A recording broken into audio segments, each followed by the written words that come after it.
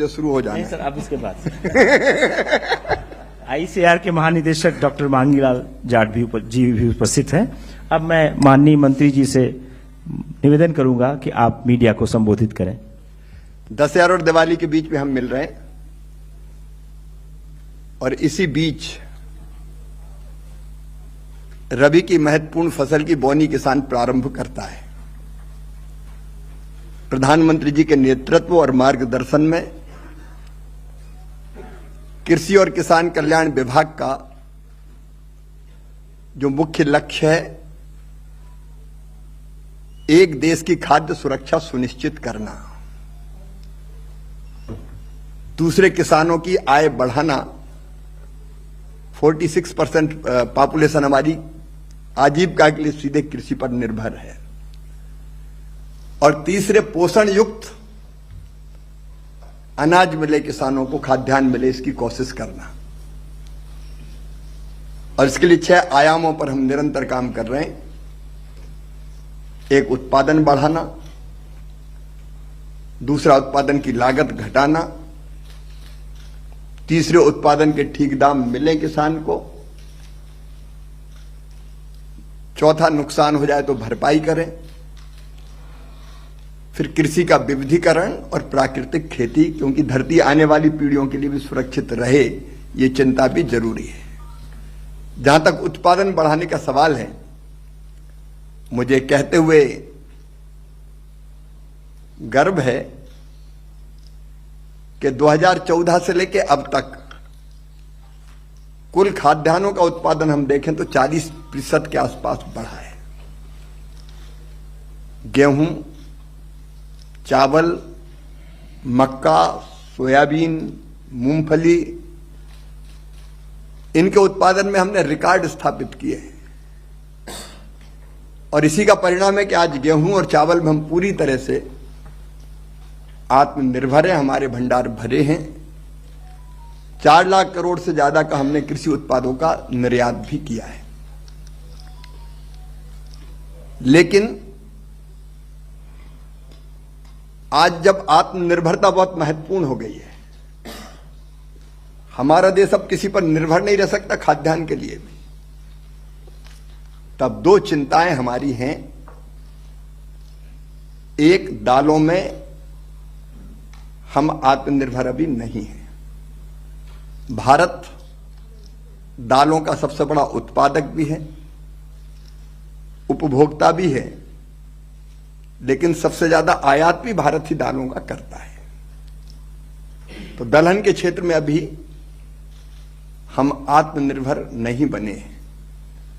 और इसलिए प्रधानमंत्री जी के मार्गदर्शन और प्रेरणा से दालों में आत्मनिर्भरता प्राप्त करने के लिए दलहन मिशन कृषि और किसान कल्याण विभाग ने बनाया है। इस दलहन मिशन में हमारा लक्ष्य है 2030-31 तक हम दालों के, एक तो क्षेत्रफल को, जो दालें जितने एरिया में बोई जाती हैं, ओवरऑल हम क्षेत्रफल भी बढ़ाएंगे। अभी जो क्षेत्रफल है वह 275 लाख हेक्टर, इसको बढ़ा के 310 लाख हेक्टर किया जाएगा। ये हमने टारगेट रखा है। अभी दालों का उत्पादन हमारा 242 लाख टन है। इसको बढ़ा के 350 लाख टन हमको दलहन का उत्पादन करना है। तीसरी महत्वपूर्ण चीज है उत्पादकता। पर हेक्टर उत्पादकता हमारी कम है। अभी है ये 881 किलोग्राम पर हेक्टर। ये एवरेज की बात मैं कर रहा हूं। कई किसान इससे कहीं बहुत ज्यादा उत्पादित करते हैं, लेकिन सब किसान नहीं, मैं एवरेज की बात कर रहा हूं। तो इस एवरेज को भी बढ़ा के हमको 1130 किलोग्राम पर हेक्टर ले जाना है। और इसके लिए हम लोगों ने जो रणनीति बनाई है, एक अनुसंधान और विकास, दालों के ऐसे बीज जिनकी उत्पादकता ज्यादा हो, जो रोग प्रतिरोधी हो, क्योंकि गेहूं और धान की तुलना के मुकाबले अगर दालों की तुलना करें तो दलहनी फसल ज्यादा सर्दी सहन नहीं कर पाती। अगर ज्यादा कड़ाके की सर्दी पड़ जाए तो अरहर खराब हो जाती है, कीटों का प्रकोप ज्यादा होता है, और इसलिए उच्च उत्पादकता वाली, कीट प्रतिरोधी और जलवायु अनुकूल किस्मों का विकास आईसीआर बनाएगा, लेकिन उससे फिर सर्टिफाइड सीड तक की जो पूरी प्रक्रिया है वो एग्रीकल्चर यूनिवर्सिटीज, कृषि विज्ञान केंद्र, राज्य के बीज विकास निगम ये मिलके पूरी करेंगे। हम किसानों को ऐसे बीज मिनी किट्स के रूप में भी उपलब्ध कराने का काम करेंगे। 126 लाख क्विंटल प्रमाणित बीज किसानों को दिया जाएगा और 88 लाख निःशुल्क बीज के किट भी बांटे जाएंगे। लेकिन इसके साथ साथ हमको प्रोसेसिंग पर भी ध्यान देना पड़ेगा। अगर ठीक दाम देना है तो जो दलहन का एरिया है, अगर वहीं प्रोसेसिंग का काम हो जाए तो किसान को उत्पादन की ठीक दाम भी मिलेंगे और प्रोसेसिंग का काम भी वहीं संपन्न हो जाएगा। इसलिए 1000 प्रसंस्करण इकाइयां भी, जिस पर सरकार 25 लाख रुपए तक की सब्सिडी देगी, वो स्थापित करने का हमारा लक्ष्य है। और मुझे पूरा विश्वास है कि हमारी पूरी टीम कृषि वैज्ञानिकों की, मैंने कहा था 1 नेशन 1 एग्रीकल्चर 1 टीम, तो राज्य सरकार, केंद्र सरकार, केवीकेज, एग्रीकल्चर यूनिवर्सिटीज, प्रगतिशील किसान, हम सब मिलकर काम करेंगे और इस लक्ष्य को हम प्राप्त करने का प्रयास करेंगे। दूसरी एक बहुत महत्वपूर्ण पहलू हमारी कृषि में, उत्पादकता पूरे देश में एक जैसी नहीं है। अलग अलग फसलों की उत्पादकता अलग अलग राज्यों में भी अलग है, कहीं कम है, कहीं ज्यादा है, और एक राज्य में भी जिलों की उत्पादकता अलग अलग है। तो हमने ये तय किया है कि कम उत्पादकता वाले जिले छांटे जाएं और उनमें कुछ विशेष प्रयत्न किए जाएं उत्पादकता बढ़ाने के। अगर कम उत्पादकता वाले जिलों को हम राष्ट्रीय औसत पर भी ले आए, नेशनल एवरेज पर, तो देश का कुल उत्पादन बढ़ जाएगा, हमारी जरूरतें भी पूरी होगी और उन जिलों के किसानों को की आय भी बढ़ेगी, क्योंकि उत्पादकता बढ़ेगी तो आय बढ़ेगी।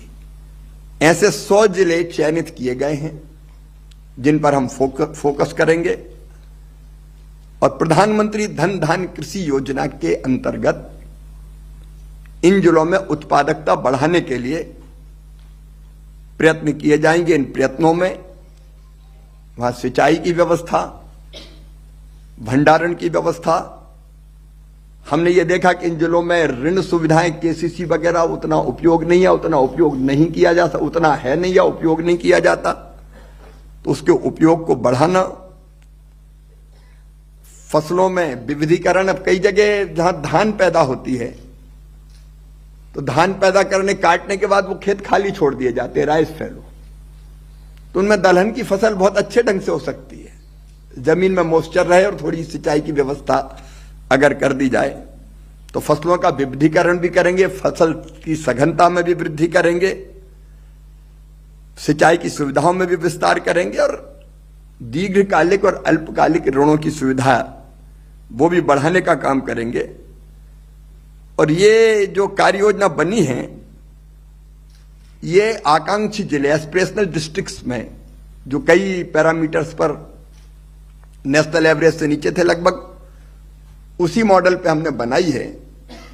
नीति आयोग इसकी डैशबोर्ड के माध्यम से निगरानी करेगा और केवल एक विभाग नहीं, 11 विभाग की 36 योजनाओं का कन्वर्जन करके हम ये उत्पादकता बढ़ाने का प्रयास करेंगे, नेशनल एवरेज के बराबर लाने की हमारी कोशिश होगी। मित्रों, ये दोनों अत्यंत महत्वपूर्ण योजनाएं हैं और मुझे बताते हुए खुशी है 11 अक्टूबर जो लोकनायक जयप्रकाश नारायण जी का जन्मदिन है, जयंती है, उस दिन प्रधानमंत्री श्रीमान नरेंद्र मोदी जी के हाथों यहां पूसा संस्थान में इन योजनाओं को लॉन्च किया जाएगा।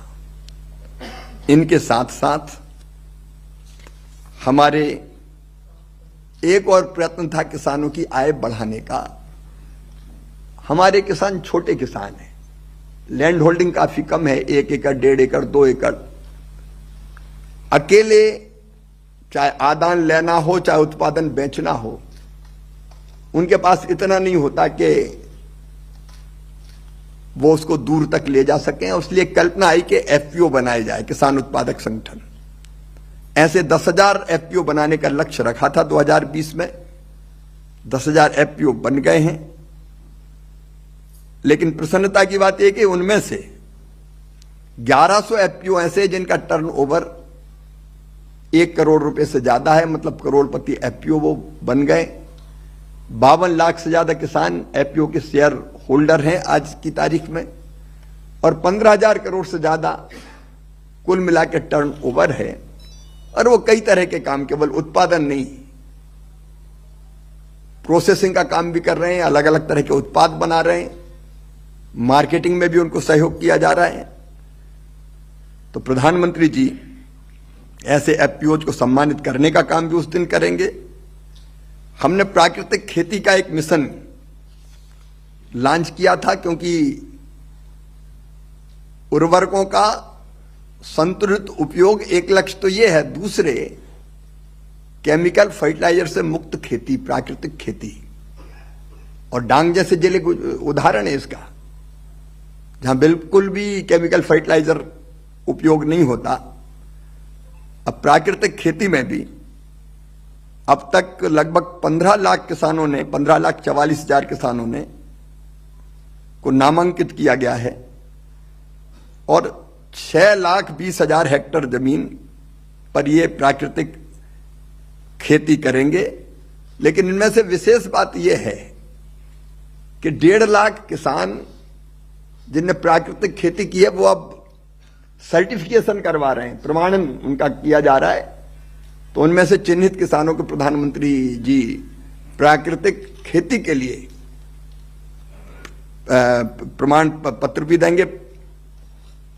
फिर एक हमारे यहां पोस्ट हार्वेस्ट मैनेजमेंट बहुत पुअर था, फसल कटाई के बाद का प्रबंधन, भंडारण की व्यवस्था, लॉजिस्टिक्स की, प्रसंस्करण की। उसके लिए प्रधानमंत्री जी ने कोविड काल में 1 लाख करोड़ रुपए का AIF, एग्रीकल्चर इंफ्रास्ट्रक्चर फंड की घोषणा की थी। अब 1 लाख करोड़ नहीं, 1,17,000 करोड़ रुपए की परियोजनाएं स्वीकृत हो गई हैं, जिनमें से कई का काम प्रारंभ हो गया है। 35,077 कस्टम हायरिंग सेंटर, 24,777 प्रसंस्करण की इकाइयां, प्रोसेसिंग की units, warehouse 17,151, cold storage 2,668, 3,940 sorting और ग्रेडिंग्स की यूनिट। इस बार कई तरह की छोटी बड़ी परियोजनाओं पर काम हुआ है। तो इससे जो AIF जो काम कर रहा है, वो भी इस कार्यक्रम का एक हिस्सा होगा।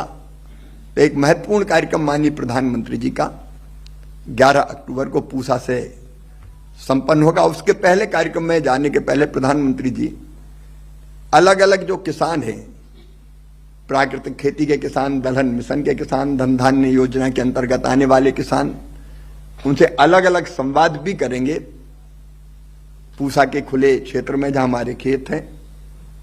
और उसके बाद वो सुब्रमण्यम हाल में आके इन 2 योजनाओं को प्रमुख रूप से लॉन्च करेंगे और बाकी को प्रमाण पत्र देंगे या सम्मानित करने का काम करेंगे। लेकिन केवल पूसा में यह कार्यक्रम नहीं होगा। प्रधानमंत्री जी के इस कार्यक्रम से हमारे 731 कृषि विज्ञान केंद्र, 113 हमारे आईसीआर के संस्थान, हमारे मंडियां जितनी हैं वो, किसान समृद्धि केंद्र, पंचायतों में कार्यक्रम होगा, ब्लॉक में कार्यक्रम होगा, जिलों में कार्यक्रम होगा, राज्य का एक प्रमुख कार्यक्रम होगा। तो हमारी कोशिश है कि भौतिक रूप से लगभग 1 करोड़ किसान सीधे कहीं ना कहीं से जुड़ के प्रधानमंत्री जी से प्रेरणा प्राप्त करें, और ऑनलाइन भी इसको कई जगह किसान देखेंगे। लगभग 1.25 करोड़ लोग, किसान भाई बहन ऑनलाइन जुड़े, ये प्रयास किया जाएगा। तो 2 प्रमुख योजनाएं आत्मनिर्भरता की दृष्टि से, उत्पादकता बढ़ाने की दृष्टि से बहुत महत्वपूर्ण थी। प्रधानमंत्री जी उनका शुभारंभ या लॉन्चिंग करने वाले हैं। ये जानकारी देने के लिए आज आपको कष्ट दिया था। धन्यवाद। धन्यवाद सर। अब floor is open for questions. So अपना एक क्रम से 17 नंबर 17। हेलो, अपना परिचय और अपने संस्थान का परिचय अवश्य दें। सर मैं प्रतीक परिजा फ्रॉम ब्लूमबर्ग न्यूज। 2 छोटा सवाल है सर। अभी आपने जो मिशन अनाउंस किया सर, ये आज के डेट में जो भी चल रहा है हमारा इनिशिएटिव्स, पल्सेस, आउटपुट को बढ़ाने के लिए, उससे कैसे डिफरेंट है? और दूसरी बात यह है कि ये एरिया आपने बोला 31 लाख हेक्टेयर हो जाएगा 30-31 तक, from 27.5 million hectares, 31 million hectares हो जाएगा फ्रॉम 27.5 मिलियन हेक्टर्स। ये क्या आप फैलो लैंड, जो लैंड जिस पे खेती नहीं होती है, उसको बढ़ाएंगे, या दूसरे आप एक्सपेक्ट कर रहे हैं कि दूसरे क्रॉप से शिफ्ट होगा? देखिए, कैसे करेंगे सर? ये फार्मर्स को आप कैसे एनकरेज करेंगे पल्सेस पे एरिया बढ़ाने के लिए? दोनों चीजें हम करेंगे। एरिया बढ़ाने के लिए कुछ तो कृषि के विविधीकरण पर हम जोर दे रहे हैं। जहां दूसरी फसलें होती है वहां दलहन को प्राथमिकता दें। हमने ये भी तय किया है कि मसूर, तुअर, उड़द जितनी किसान पैदा करेगा, उत्पादित करेगा, वो एमएसपी पर पूरी की पूरी खरीदी जाएगी। इंटरक्रॉपिंग भी हम करेंगे। एक फसल के साथ दूसरी फसल, जैसे सोयाबीन के साथ अरहर हो सकती है, इंटरक्रॉपिंग का काम भी करेंगे। और मैंने बताया कि धान के कटाई के बाद कई खेत खाली रह जाते हैं, तो हम किसानों को प्रेरित करेंगे कि उस खाली जमीन पर दलहन की खेती करें। गेहूं या धान के बाद दलहन लगाना जमीन की उर्वरकता बढ़ाने के लिए भी बहुत महत्वपूर्ण है, क्योंकि अगर आपने दलहन की फसल कर ली तो नाइट्रोजन का फिक्सेशन भी धरती के अंदर होता है और सॉइल की हेल्थ भी सुधरती है। अच्छे बीज, क्योंकि हाइब्रिड बीजों के निर्माण में हमारे साइंटिस्ट लगे हुए हैं, उस पर निरंतर काम कर रहे हैं। और फसल से एक बार परहेज इसलिए होता था, मैंने जैसा प्रारंभ में बताया कि कीटों का प्रकोप दलहन पर धान और गेहूं से ज्यादा होता है, तो हम कीट प्रतिरोधी किस्मों का विकास भी कर रहे हैं, उस पर भी लगातार ध्यान दे रहे हैं। ये जो मैंने अभी बताया वो अभी तक नहीं कर रहे थे, जैसे एमएसपी पर खरीद सुनिश्चित करना, पहले केवल 25% थी, अब 100% है। फिर इंटरक्रॉपिंग की बात वो बहुत कम हो गई थी। राइस फैलो जो जमीन है, मैंने जो चीजें बताई है पहले नहीं थी, हम कर रहे हैं। 214 जिस क्रम में उठाया है आपने, वो हमने नोट कर लिया, उसी क्रम में बुलाई। नमस्कार मंत्री महोदय, मेरा नाम जिया हक है, मैं हिंदुस्तान टाइम्स में हूँ। 2 छोटे सवाल। एक तो हमारा कृषि आय का जो सिस्टम है वो प्रोक्योरमेंट बेस्ड है, और जहाँ प्रोक्योरमेंट अच्छा होता है वहाँ किसानों को लाभ मिलता है, और बाकी फसलों में टोकन प्रोक्योरमेंट होता है, जैसे सेक्रेटरी साहब ने कहा 25%। सर अभी भी पल्सेस का जहां तक ताल्लुक है, ये 1 साल से 1.5 साल से हम सुनते आ रहे हैं कि 100% प्रोक्योरमेंट होगा, लेकिन प्रोक्योरमेंट में स्कीम जो है वो पीएम आशा के तहत होता है, स्टेट्स को प्रपोजल भेजनी होती है और उससे डिसाइड होता है कि कितना प्रोक्योरमेंट होगा। तो जो कथनी है और करनी में मुझे थोड़ा फर्क लग रहा है, आप इसको क्लैरिफाई कर देंगे। और दूसरी बात सर, कृषि शिक्षा से जुड़ी है। ये आईसीआर में जो अंडर ग्रेजुएट कोर्सेज हैं, लाखों लोग छात्र इसमें इच्छुक होते हैं सर। सीयूईटी का रिजल्ट जुलाई 4 में निकल गया था। जैसे दिल्ली यूनिवर्सिटी में एडमिशन भी हो गया, क्लासेस भी हो रहे हैं, लेकिन एग्रीकल्चर यूनिवर्सिटीज के लिए आज तक काउंसलिंग नहीं हो पाया सर। एक बात, जो एक पहला सवाल आपका, हमने जो मैंने अभी जोर देकर बात कही, उड़द, मसूर और अरहर, तुअर, ये 100% खरीदी जाएगी। 25% की सीमा इसमें से समाप्त कर दी गई है। पीएम आशा से अलग योजना बनी है और ये इसलिए बनाई कि खरीदी सुनिश्चित होगी तो किसान आसान्वित रहेगा कि मैं अगर उत्पादित करूंगा तो ठीक दाम की मुझे गारंटी है। ये इसलिए ये योजना बनाई। राज्यों के बारे में भी मेरा ये कहना है कि मैं ये मानता हूं कि अपने किसानों का उत्पाद ठीक कीमत पे बिक जाए, ये लगभग हर राज्य चाहेगा। अब मैंने एक काम और शुरू किया है कि राज्यों के साथ मैं बैठ के भी करता हूं निरंतर। जैसे अभी अभी हम राजस्थान के साथ बात करी कि मूंग की खरीदी की आवश्यकता है, हम वो कर रहे हैं। पंजाब के साथ बात हुई कि कॉटन कॉर्पोरेशन ऑफ इंडिया तुरंत खरीदी शुरू करे। तो अब प्रोएक्टिव रह के भी हम ये कोशिश करते हैं कि राज्यों से बात करें और किसानों की योजनाओं को ढंग से हम क्रियान्वित करें, क्योंकि राज्य वैसे कृषि का विषय, इसलिए जमीन पर तो काम राज्य को ही करना पड़ता है, लेकिन केंद्र उनको भरपूर सहयोग करने की कोशिश कर रहा है। जहां तक एग्रीकल्चर यूनिवर्सिटीज में एडमिशन का सवाल है, अभी काउंसिल चालू है लगभग। एक इशू जो आया था कि आईसीआर के लिए जो सीटें हम लोगों ने निर्धारित की थी, कितने परसेंट थी वो? 20%। उनमें कुछ यूनिवर्सिटीज में एग्रीकल्चर विषय ही नहीं था। तो इस इशू को भी हमने सॉर्ट आउट किया है और अब हर एक राज्य तैयार हो गया है। 3 राज्यों को छोड़ के 3 ने यह कहा कि अगले सत्र से करेंगे, नहीं तो 20% एडमिशन राज्यों की एग्रीकल्चर यूनिवर्सिटीज भी हमारे बच्चों को देगी और काउंसलिंग का काम चालू है। हाँ, 209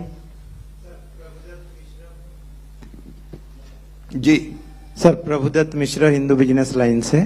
आपने सर बताया कि ये पल्सेस मिशन के लिए 216 लाख क्विंटल की सीड्स की जरूरत पड़ेगी, मतलब आप बांटेंगे उसको फार्मर्स को हर साल। ये 5 साल के लिए है टोटल क्वांटिटी या हर साल के लिए है? नहीं, हर साल के लिए नहीं, टोटल मिशन की जो 30-31 तक के लिए। और ये हर साल टोटल अलग अलग एरिया में करेंगे। हमने ऐसा कर रहे हैं कि दलहन के क्लस्टर बना रहे हैं।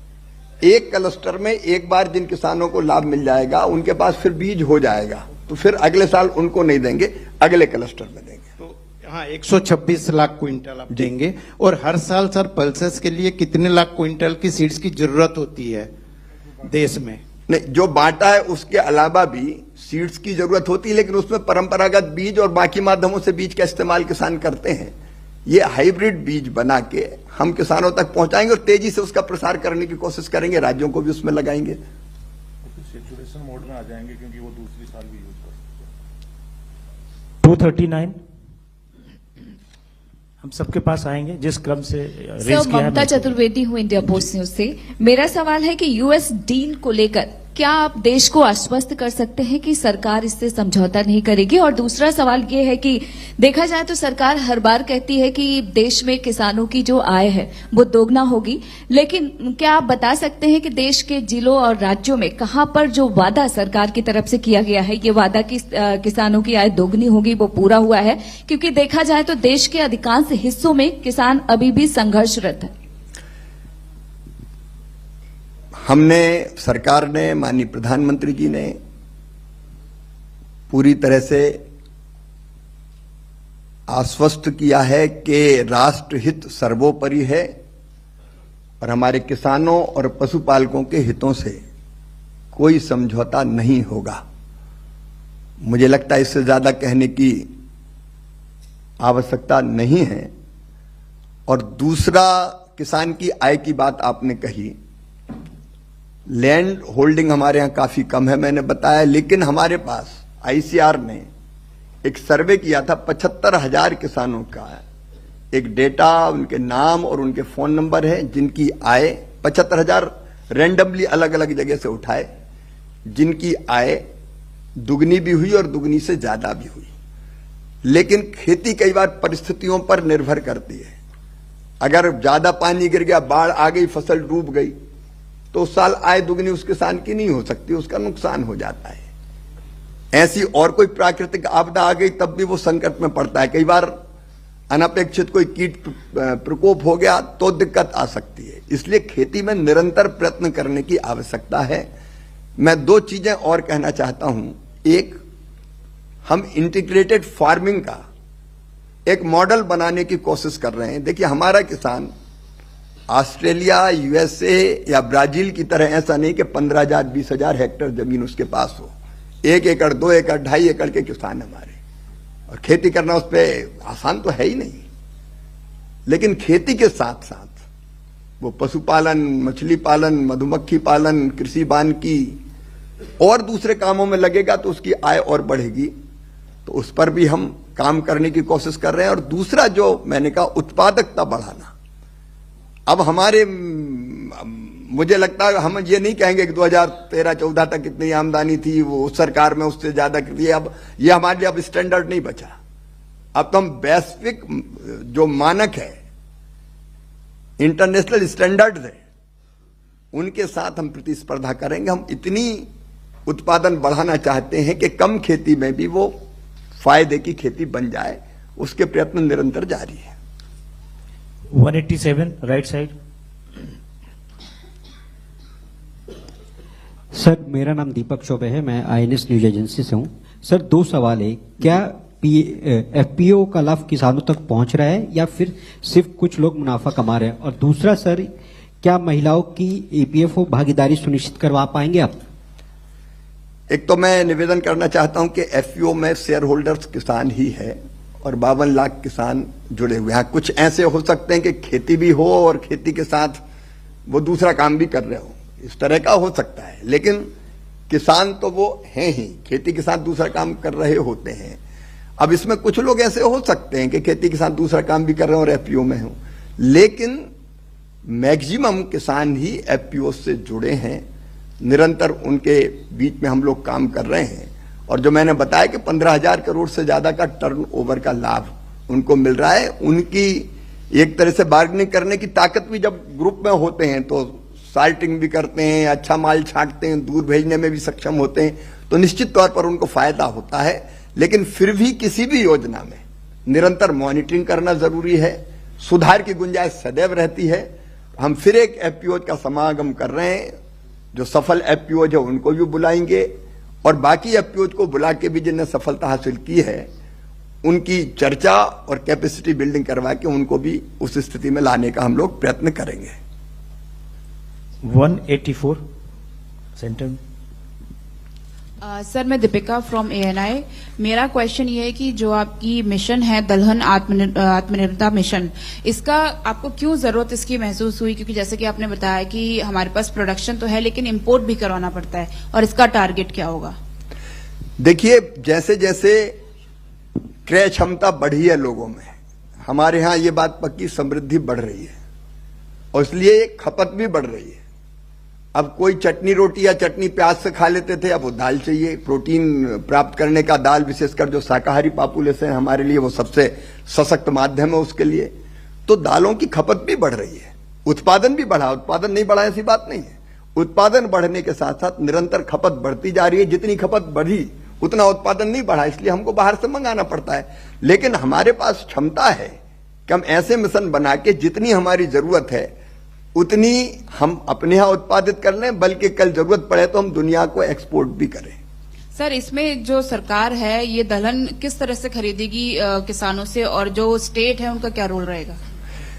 देखिए, हमने रजिस्ट्रेशन के लिए एक प्लेटफॉर्म बनाया है, किसान रजिस्टर करवाएगा। और आजकल जो हम लोग डिजिटल प्लेटफॉर्म बनाते हैं उसमें सारा पता रहता है किसान के पास जमीन कितनी है, कौन सी फसल लगाई है। किसान आएंगे, खरीदी हम करते हैं राज्य के सहयोग से, नेफेड वगैरह जो राज्य के सहयोग से खरीदी संपन्न करते हैं, और गेहूं धान भी राज्य के सहयोग से ही खरीदते हैं। 78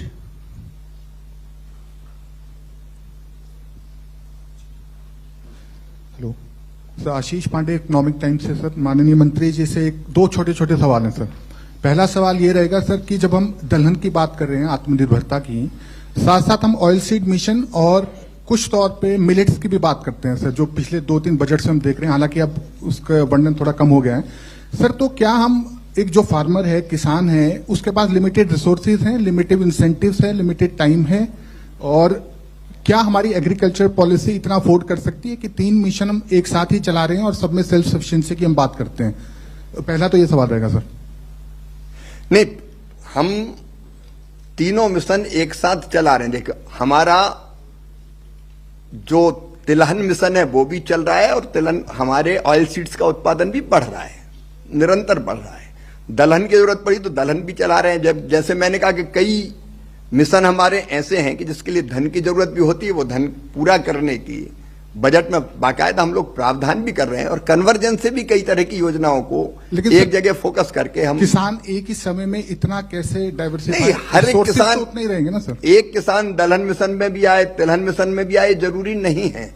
अगर वो दालों में काम करना चाहता है, उसकी जमीन एग्रोक्लाइमेटिक कंडीशंस दलहन के लिए ज्यादा उपयुक्त है, तो वो दलहन में काम करेगा, हम दलहन के क्षेत्र में उसको मदद करेंगे। लेकिन अगर कोई पाम ऑयल के क्षेत्र में जा रहा है तो वो उसमें उसकी मदद करेंगे। जरूरी नहीं कि एक किसान सारे मिशन का लाभ ले और सब में आए। ठीक है, एक सवाल सर दिवेश जी से। सर, एक इसी मिशन में, दलहन आत्मनिर्भरता मिशन में कुछ शब्दों का प्रयोग किया गया है, price monitoring mechanism for global pulses, global pulses prices monitoring mechanism for global pulses.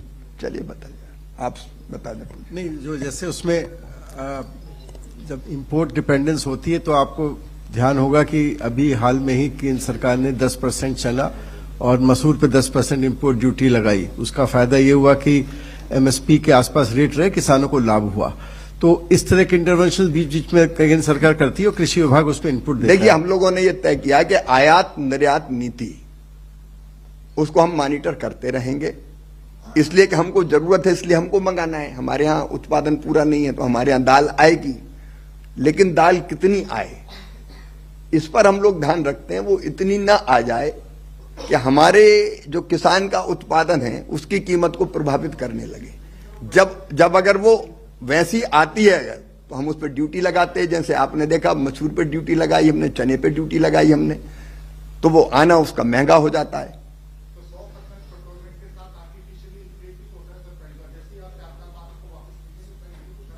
नहीं, देखो, दोनों में संतुलन बनाने की कोशिश करनी पड़ेगी। आपको अपने देश की जरूरत भी पूरी करनी पड़ेगी। अगर दाल ज्यादा खप रहा है तो फिर आप ये नहीं कह सकते कि हम तो मंगाएंगे ही नहीं, जरूरत है तो हम मंगाएंगे, लेकिन मंगाएंगे इस मैकेनिज्म के साथ कि हमारे किसान को नुकसान ना हो। एमएसपी पर खरीद तो सुनिश्चित है ही, लेकिन कीमत नीचे ना जाए इसलिए हम ड्यूटी लगाते हैं उस पर। 24 सर, मैं संजीव बिजनेस स्टैंडर्ड से। सर, मेरा सवाल आपसे ये है कि जो हम दालों की दाम देख रहे हैं, जो एमएसपी, जो अभी जो खरीफ की जो दालें हैं, सारी की सारी एमएसपी से नीचे चल रही हैं। और इस बार अगर आप बुआई भी देखें तो मूंग के अलावा बाकी दालों में जो है बुआई थोड़ी कम हुई है। और एक कारण लोग कह रहे हैं कि दालों में दाम लोगों को, किसानों को मिला नहीं है। तो हम इसको कैसे सुनिश्चित करें कि हम जो अपनी प्रोडक्शन बढ़ाने की बात कह रहे हैं, साथ साथ दाम भी किसानों को एडिक्वेटली मिले। और जो इंपोर्ट बढ़ गया है हम लोग का, हम 11, 20, 21, 22, 25 लाख टन पीली मटर इंपोर्ट कर रहे हैं, इसको कैसे कम करें कि किसानों को वाजिब दाम, उनका एटलीस्ट बेसिक एमएसपी मिल पाए। देखिए, दाम देने के लिए ही तो मैंने निवेदन किया कि हम मसूर, तुअर, उड़द की 100% खरीदी करेंगे। जितनी किसान पैदा करेगा उतनी हम खरीदेंगे, इसलिए हमने तय किया। और इसलिए ड्यूटीज की भी बात भी जो इसके पहले आई थी, वो किसान को प्रोटेक्ट करने के लिए ही है। और मैं फिर आंकड़ों के साथ आपको बता सकता हूं कि दालों का उत्पादन भी बढ़ा है, उतना नहीं बढ़ा है जितना बढ़ना चाहिए, तो इसलिए और बढ़ाने की कोशिश कर रहे हैं। 13 नंबर। शिवराज जी, मेरा नाम गार्गी परसाई है, मैं फ्रीलांसर हूँ।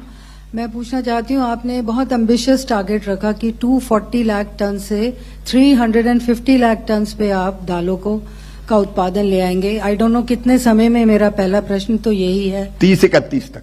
इसका आयात पे क्या असर होगा? हमने और दूसरा, तीसरा, इसका कंज्यूमर्स को किस दाम पे दाल मिलेगी, क्योंकि आज कोई दाल 125 रुपए पर किलो से कम नहीं है।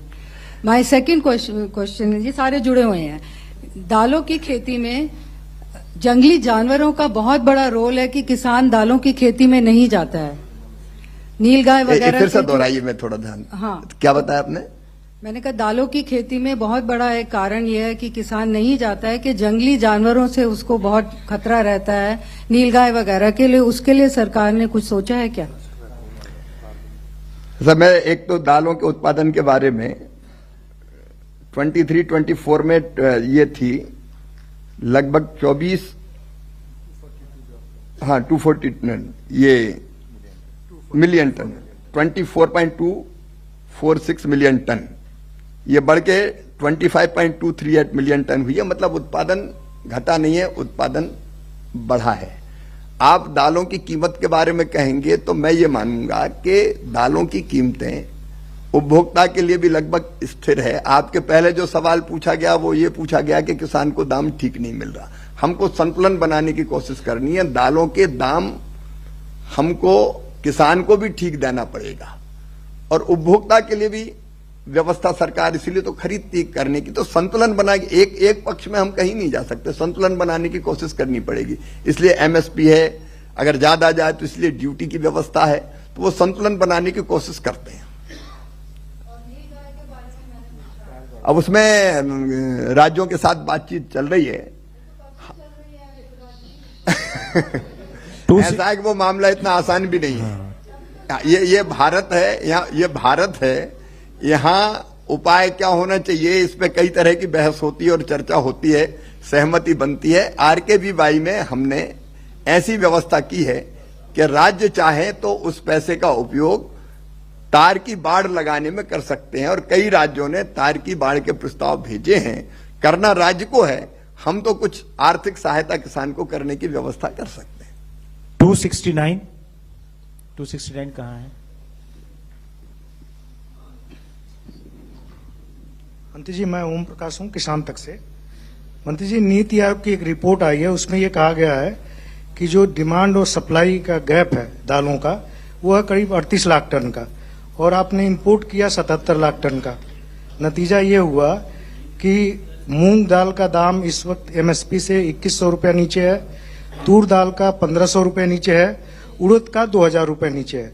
तो अगर यही हाल रहेगा इम्पोर्ट एक्सपोर्ट और दाम का, तो किसान खेती कैसे बढ़ाएगा? इसलिए तो ड्यूटी लगा रहे हैं और खरीदी भी कर रहे हैं सुनिश्चित। मूंग भी खरीद रहे हैं, उड़द भी खरीद रहे हैं, तुअर भी खरीद रहे हैं, अरहर भी खरीद रहे हैं कि किसान को ठीक दाम मिल जाए।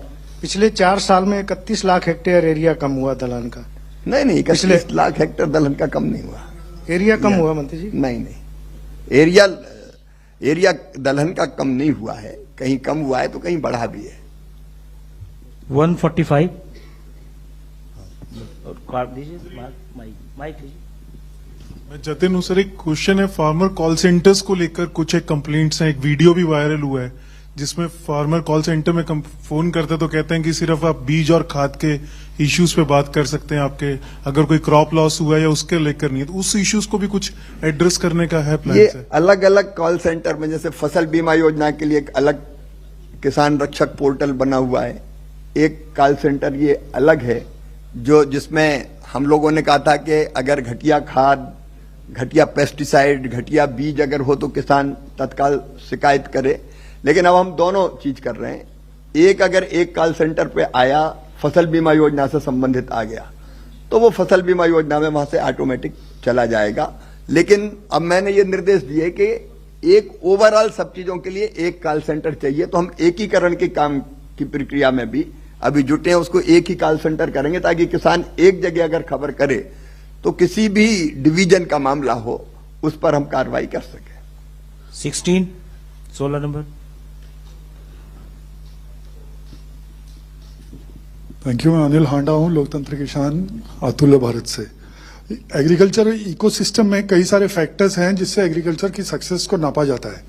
तो आपकी इजाजत से मैं 2 चीजें ऐड करना चाहूंगा, लाइक सबमिशन कि स्किल्ड लेबर और सीड्स, ये 2 चीजें ऐसी हैं जिसपे कोई पॉलिसी मैटर्स में क्लियर पिक्चर नजर नहीं आती, और दोनों में हम देखते हैं कि सीड्स में भी जो फाउंडेशंस हैं जो इंडिया से बाहर हैं और जो स्किल लेबर है उसमें भी गवर्नमेंट की पॉलिसीज में आप देखते हो कि जो एग्रीकल्चर सेक्टर है उसके लिए कोई विशेष प्रोविजन नहीं है, क्योंकि जो डेमोग्राफिक एडवांटेज हमें रहा है इतने सालों से, काफी पीरियड अब निकल चुका है।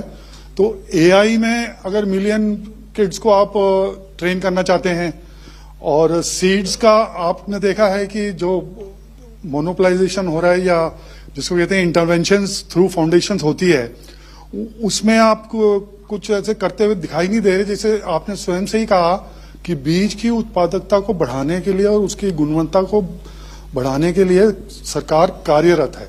तो मैं इन दो चीजों में आपका ध्यान आकर्षित कर से आपसे पूछना चाहता हूं कि इस दिशा में आप क्या कर रहे हैं।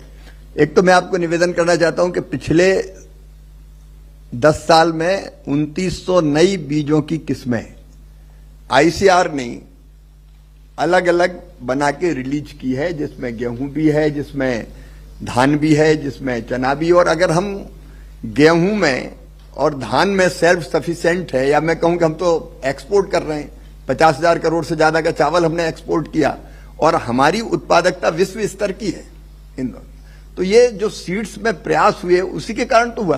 अब आज हालत ये है कि मिनिमम गेहूं में 45 से लेके 50 क्विंटल पर हेक्टर ये तो किसान पैदा करते ही है, लेकिन इससे ज्यादा पैदा करने वाले किसान भी है जो 60 क्विंटल तक जाते हैं, 62 क्विंटल तक जाते हैं। ये अच्छे सीड्स के कारण ही हो रहा है। और दलहन में भी हम लोगों ने तय किया कि हम अपने साइंटिस्ट को लक्ष्य दे रहे हैं कि वो रिसर्च कायम करेगा, शोध कायम करेगा।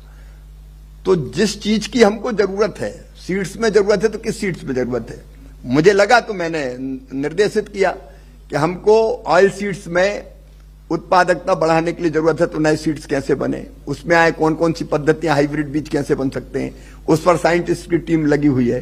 दलहन में जरूरत है, उसमें वैज्ञानिकों की टीम लगी हुई है। तो काम हम निरंतर इस क्षेत्र में जारी रखे हुए हैं और उत्पादकता बढ़ भी रही है। अगर नहीं बढ़ती तो हम सेल्फ सफिशिएंट कई चीजों में हो ही नहीं पाते, उसमें निरंतर काम चल रहा है। दूसरा, स्किल्ड मैन पावर की बात आपने कही है, उसकी जरूरत जरूर होती है। और किसानों का, हम लेबर का नहीं, किसानों का प्रशिक्षण लगातार करते रहते हैं, चाहे वो हमारे केवीके हो उनमें भी हम करते हैं, यूनिवर्सिटीज हो उनमें भी करते हैं, अलग अलग जो हमारे आईसीआर के इंस्टीट्यूशंस है उनमें भी करने की हम कोशिश करते हैं।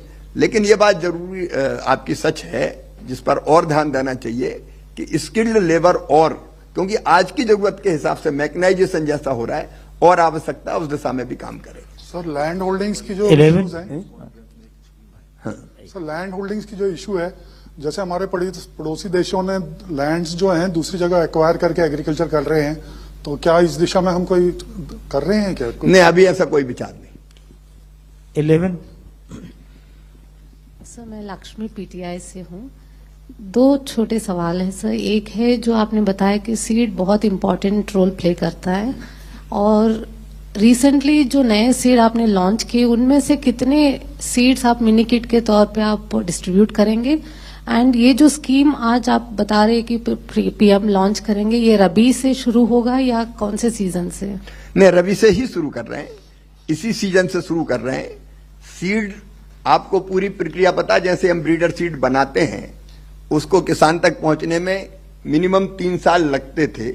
अब उसकी भी अवधि कम करने की हमने कोशिश की, और मुझे बताते हुए खुशी कि पिछले साल प्रधानमंत्री जी ने जो सीड्स रिलीज किए थे उनमें से कुछ किसानों तक पहुंच गए। तो जल्दी कैसे किसानों तक पहुंचे इस प्रयत्न में भी लगे हुए, और इसमें हमारी सारी राज्य के बीज विकास निगम भी, हमारे राष्ट्रीय बीज विकास निगम भी और केवीकेज भी सब मिलके काम करते हैं। सबको अलग अलग टारगेट देते हैं। बीज के टारगेट हमको प्राप्त होते हैं रबी की कॉन्फ्रेंस के लिए, और खरीफ की कॉन्फ्रेंस में ये विषय रहता है। उसके पहले ही हमारे पास जरूरत जितनी बीज की वो आ जाता है, तो उतने बीज फिर कौन सी संस्था कितना निर्मित करेगी, बनाएगी, उसमें कोशिश करके फिर किसानों को देने का प्रयास करते हैं। इसमें कितने नए वेराइटीज हैं जो रिसेंटली आईसीआर ने डेवलप किया है?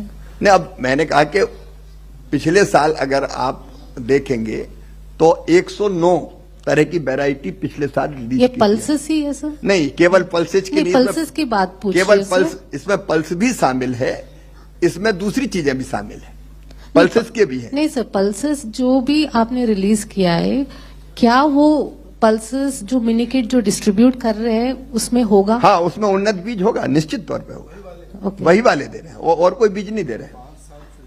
हाँ, मतलब जो 5 साल के अंदर अंदर अभी रिलीज हुए हैं वही वैरायटी उसको देंगे, बहुत पुरानी नहीं देंगे। 2 नंबर 2।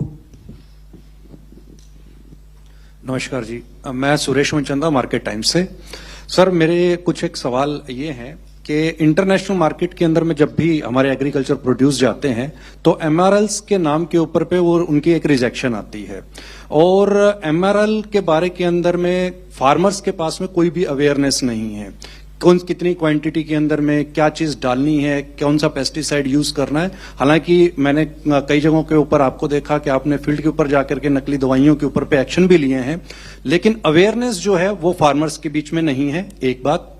दूसरा सर, जो पल्सेस को लेकर के पहले भी एक इसी तरीके से मिशन चला था 15-16 के अंदर में, और उसने कामयाबी भी ली थी और हमने एक्सपोर्ट भी किया था, लेकिन ऐसी क्या वजह रही कि जब हम आत्मनिर्भर हो गए और उसके बाद हमने उसको एक्सपोर्ट भी किया और फिर आज हम उसी दोराहे के ऊपर पे आकर के खड़े हो गए कि एक बार दोबारा से इसकी तरफ ध्यान दिया जा रहा है। इसी के साथ ही जुड़ा हुआ मेरा तीसरा ये जो सवाल है वो ये है कि प्रैक्टिकल जो क्वेश्चन है, फार्मर्स हमेशा प्राइस सेंसिटिव है। जिस क्रॉप के अंदर में उसको ज्यादा पैसा मिलेगा वो उस क्रॉप की तरफ डाइवर्ट हो जाता है। आज अगर मिशन चला करके उसको पल्सेस के अंदर में एक अच्छा प्राइस मिलेगा तो नेक्स्ट ईयर में कोई दूसरी क्रॉप ऐसी, मान लीजिए कि कॉटन है, लाल मिर्च है या अदमेज है, उसके बीच के अंदर में उसको अगर अच्छे पैसे मिलेंगे तो वो फिर से वापस शिफ्ट हो जाएगा पल्सेस से। तो इसके ऊपर पे आपका क्या टेक? आप सब साथ पहली चीज तो एक सवाल पूछिए। पहली चीज तो अवेयरनेस क्रिएट करने के लिए ही हमने ये कोशिश की कि टीम एग्रीकल्चर, जिसमें वैज्ञानिक से लेकर प्रगतिशील किसान तक शामिल है, किसानों के बीच जाए और इसलिए विकसित कृषि संकल्प अभियान चलाया और किसानों को एजुकेट करने की कोशिश की कि हमको इतना पेस्टिसाइड, इतनी ये दवाई डालनी चाहिए। और हम लगातार ये प्रयत्न कर रहे हैं कि एक्सपोर्ट क्वालिटी का फल, सब्जी या बाकी चीज है तो उसमें ये सावधानी रखनी है।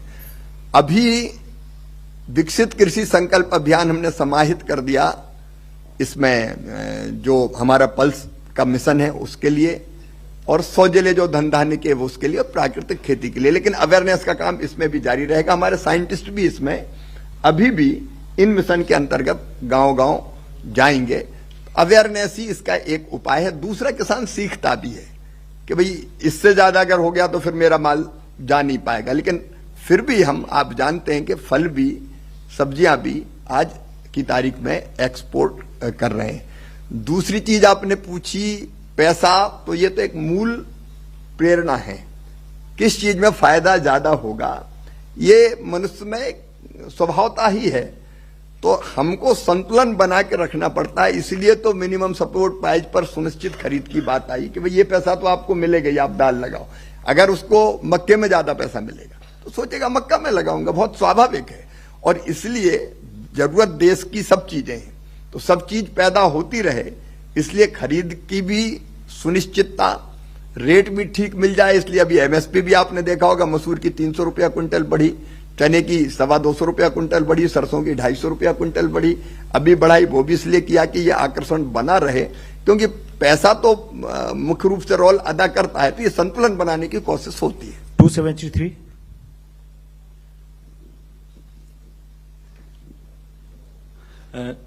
सर, मेरा नाम हरिकिशन है, मैं इंडियन एक्सप्रेस से हूँ। ऐसा प्रतीत होता है कि सरकार में जो कृषि और किसानों से संबंधित जो नीतिगत निर्णय हैं उनको लेने में काफी विलंब होता है। जैसे ये 2 कार्यक्रम जो आपने अभी बताया कि प्रधानमंत्री जी कल इनको लॉन्च करेंगे, ये दोनों ही कार्यक्रम बजट में घोषित हुए थे और बजट आए हुए लगभग 8 महीने 9 महीने हो चुके हैं। फाइनेंशियल ईयर स्टार्ट हुए भी पहला छमाही बीत चुका है और अभी तक जो भी बजट में 5-6 नए कार्यक्रम आपके मंत्रालय से संबंधित घोषित हुए थे उनमें एक भी पैसा अभी तक खर्च नहीं हुआ है। और खासतौर से मैं जो आपने सीड का उल्लेख किया दलहन के संबंध में, तो एक नेशनल मिशन ऑन सीड्स भी अनाउंस हुआ था बजट में, उसकी स्थिति आप बता सकते हैं वो कहाँ है? एक तो कृषि ऐसा क्षेत्र है कि कल बजट में अनाउंस हुआ और आज चीजें लागू कर दें, ये इसलिए नहीं होता कि उसकी बहुत व्यापक तैयारियां करनी होती है। अगर हम दलहन मिशन की बात करें तो हमको सीड्स के इंतजाम से लेके बाकी सब चीजें करनी पड़ेगी, तब हम लॉन्च कर पाएंगे। इसलिए अगर फरवरी में बजट आया तो मार्च अप्रैल में हम लागू कर दें, ये हो नहीं सकता। हमने इतने दिनों कंसल्टेशन, व्यवस्थाएं, बाकी चीजों में लगाया, और जब हमको ये लगा कि अब ऐसी स्थिति आ गई है कि हम इस मिशन को शुरू कर सकते हैं, तब हम इसको प्रारंभ करने का काम कर रहे हैं। दूसरे सीड्स की बात बताए तो सीड्स पर पहले से भी काम चल रहा है, लेकिन और ज्यादा काम की सीड्स पर जरूरत है, और इसलिए बजट में वो अनाउंस हुआ था और उस पर भी कार्रवाई चालू हो गई है। वो तो प्रक्रिया जारी है, काम मतलब सीड्स पे हमारे रिसर्च चल रहे हैं, अनुसंधान चल रहे हैं, अभी भी चल रहे हैं। 51। लेकिन क्या सीड जैसी चीज ऐसी है कि आपको नई चीज बनानी उच्च उत्पादकता वाला, तो आप जानते हैं कि प्रयोग करने पड़ते हैं, उसमें कई बार निश्चित समय की सीमा भी कई बार मुश्किल होती है। कोई 4 महीने भी हो सकता है, कोई में 10 महीने भी लग सकते हैं, कोई में 1 साल भी लगता है, और कई बार तो 3-3 साल भी लगते हैं। सर नमस्कार, मेरा नाम प्रदीप है। हाँ, अनाउंसमेंट के बाद बाकी प्रोसेस तो है ही फाइनेंस की ओर। सर नमस्कार, प्रदीप बोल रहा हूँ टोटल न्यूज से। हाँ प्रदीप जी। सर मेरा सवाल ये है कि जो खास तौर से कृषि प्रधान राज्य हैं, चाहे वो पंजाब हो या हरियाणा की बात हो, उनके किसानों को इस योजना से क्या लाभ होगा? और हमने देखा है कि कृषि लॉस के चलते काफी मुश्किल हालात में किसान रहे हैं हाल के दिनों में, जब वो एमएसपी गारंटी की मांग करते रहे हैं। ऐसे में एमएसपी को लेकर, गारंटी कानून को लेकर क्या आपका रुख रहेगा? दूसरा, मिशन में उन्नत बीज, जैविक खेती और ड्रिप इरिगेशन को लेकर क्या आपका अलग से बजट प्रावधान है या उनको कोई सिक्योरिटी देंगे किसानों को आप? देखिए, पहली चीज तो यह है कि हर एक प्रांत के किसानों की फसलें अलग अलग है। अगर आप देखेंगे, धान और गेहूं जितना किसान बेचता, पूरा का पूरा सरकार खरीदती है। हम एक दाना भी नहीं छोड़ते। जो उत्पादन हुआ है किसान का और जो जमीन है उसके पास, उसके हिसाब से पूरा खरीदते हैं। तो ऐसी कोई समस्या वहां नहीं है कि खरीदा नहीं जाएगा। जहां तक जैविक बीज और बाकी चीजों की बात आपने कही है, धन की व्यवस्था की, वो हर एक मिशन में धन की व्यवस्था करके ही हमने उसको अनाउंस किया है या उसको लागू करने का काम कर रहे हैं। अभी 280 और उसके बाद लास्ट 2 क्वेश्चंस है। 280। मुझे जरा प्रधानमंत्री जी के कार्यक्रम की कुछ चीजें छूट गई, तो 2 मिनट में वो भी बताना है। तो 1 मिनट में सर नमस्कार। अच्छा, पहले आप पूछ लें। मैं जिगीश द हिंदू न्यूज़पेपर से हूँ। थोड़ी देर पहले ऑल इंडिया किसान सभा इधर एक प्रेस कॉन्फ्रेंस किया था प्रेस क्लब में। उनका ये चार्ज है कि ये पल्सेस में अगर जो एमएसपी C2+50% है, तो अभी C2+50% नहीं मिल रहा है। Had it been C2+50%, see the farmers are facing losses. ये अरहर में पर क्विंटल 2206 और मूंग में 2274 और उड़द में 2344 पर क्विंटल लॉस हो रहा है फार्मर्स को। यही उनका चार्ज है।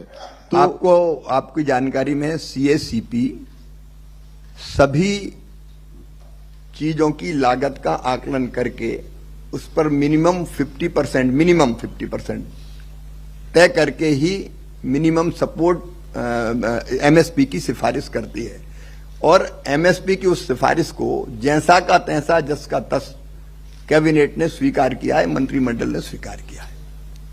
सर एक मेरा भी सवाल है आखिरी। रुक, मैं पूछता एक नहीं, सबका भी सवाल इंपॉर्टेंट। जिस क्रम से जिसने पूछा है उससे सर पहले बताएंगे प्राइम मिनिस्टर के प्रोग्राम के बारे में, उसके बाद सवाल। 2 मिनट में, केवल 2 मिनट लूंगा आपके। ये 2 योजनाओं के अलावा माननीय प्रधानमंत्री जी 1068 परियोजनाएं, लगभग 3681 करोड़ रुपए की, उनका भी उद्घाटन करेंगे, राष्ट्र को समर्पित करेंगे। इसमें पशुपालन के अंतर्गत 18 परियोजनाएं आती है 1024 करोड़ रुपए की, मछली पालन के अंतर्गत 9 परियोजनाएं 121 करोड़ की, और फूड प्रोसेसिंग जो डिपार्टमेंट है, इंडस्ट्री है, उसकी तरफ से 6 परियोजनाएं 793 करोड़ रुपए की। वो कई परियोजनाओं की आधारशिला भी रखेंगे। पशुपालन के अंतर्गत 1 परियोजना 550 करोड़ की, मछली पालन के अंतर्गत 7 परियोजनाएं 572 करोड़ रुपए की, खाद्य प्रसंस्करण के अंतर्गत 1 परियोजना 24 करोड़ रुपए की। फिर जो मैंने बताया 10,000 FPO में किसानों को की जो 50 लाख सदस्यता हुई है, उससे संबंधित कार्यक्रम भी वो करेंगे। फिर 50,000 किसानों को सर्टिफिकेशन होगा उनकी फसल का कि वो प्राकृतिक है, उसके प्रमाण पत्र भी देंगे। और 4,275 मैत्री का प्रमाणीकरण भी वो देंगे। कंप्यूटरीकरण के लिए भी, कंप्यूटराइजेशन के लिए भी 10,000 बहुउद्देशीय पैक्स को मंजूरी की परियोजना भी शुरू करेंगे, जिसमें 10,000 नई ई पैक्स मशीनें चालू होगी। ऐसे अनेकों कार्यक्रम माननीय प्रधानमंत्री जी करने वाले उस दिन। दलहन के बीज के किट वो बांटेंगे और पैक्स के लिए प्रमाण पत्र भी देंगे। तो मुझे लगा कि 2 कार्यक्रम ऐसे हैं जो एलाइड सेक्टर के हैं, उनको अगर मैं नहीं बताऊंगा तो न्याय नहीं होगा। तो वो पशुपालन और मछली पालन क्षेत्र की भी परियोजनाओं का लोकार्पण शिलान्यास करेंगे। 47 जी सर, थैंक यू सर। अब धन्यवाद बोलूं मैं? एक लास्ट क्वेश्चन है, बहुत सवाल है आपके मंत्री जी। मैं sir last 2 questions, last 2 question 47। हाँ, ये जिनको बताएं आप वैसे। अच्छा, 4 ले लें और 47।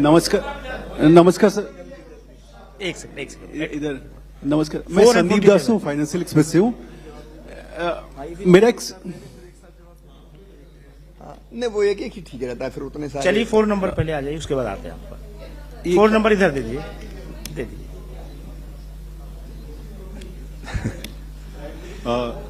सर, मैं विश्व मोहन हूँ, टाइम्स ऑफ इंडिया से।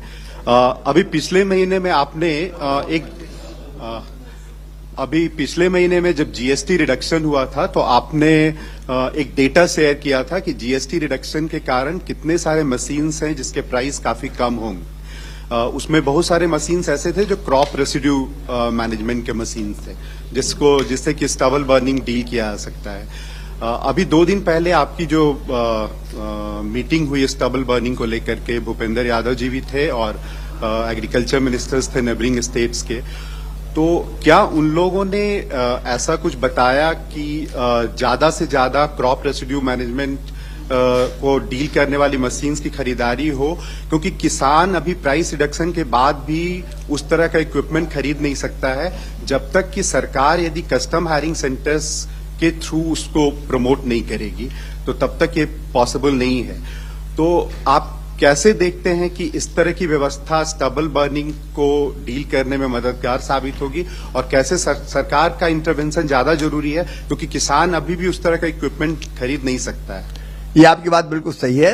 अलग अलग राज्यों को, चाहे वो पंजाब हो, हरियाणा हो, उत्तर प्रदेश हो, उन सबको इन मशीनों के खरीदने के लिए धनराशि भी उपलब्ध कराई गई है। कस्टम हायरिंग सेंटर्स में भी ये मशीनें उपलब्ध रहें, इसका भी उनसे चर्चा की गई है। तो प्रयत्न करना राज्यों को है, केंद्र सरकार पूरा सहयोग कर रही है, उनसे हम चर्चा भी लगातार कर रहे हैं। इंडिविजुअल किसान हर तरह की मशीन नहीं खरीद सकता, हम लोग हर संभव प्रयत्न करेंगे। जैसे मैं खुद भी पराली ना जला के मेरे खेत में मैं ये कोशिश कर रहा हूं कि डायरेक्ट सीडिंग कर दूं, सीधे बोनी कर दूं धान की, उसको मिला के खेत की मिट्टी में, ताकि वो खाद के रूप में परिवर्तित हो जाए। तो लगातार एजुकेट करने का भी काम जारी है। मशीनों का उपयोग कैसे करें उसके बारे में भी हम किसानों से चर्चा कर रहे हैं, राज्य सरकारों के साथ भी मिलकर काम करने की कोशिश कर रहे हैं। 47। नमस्कार सर, मैं संदीप दास हूँ, फाइनेंशियल एक्सप्रेस से। स्पेसिफिक सवाल है कि रबी का फसल का सोइंग शुरू हो चुका है, बट अब ड्यूटीज का बात करें, अभी भी येलो पीस का ड्यूटी फ्री इंपोर्ट हो रहा है, जो कि 34-35 रुपए में इंपोर्ट हो रहा है। और आप चना का एमएसपी देखिए कहां पे है। तो ये नहीं सोचते कि इसको जल्दी बंद करना चाहिए या कोई ड्यूटी लगाना चाहिए, जो कि कल किसान चना का वो सोइंग में इंपैक्ट ना पड़े। किसान के हित में उपयुक्त फैसले किए जाएंगे। ठीक है, थैंक यू सर, बहुत बहुत धन्यवाद। अब अगली बार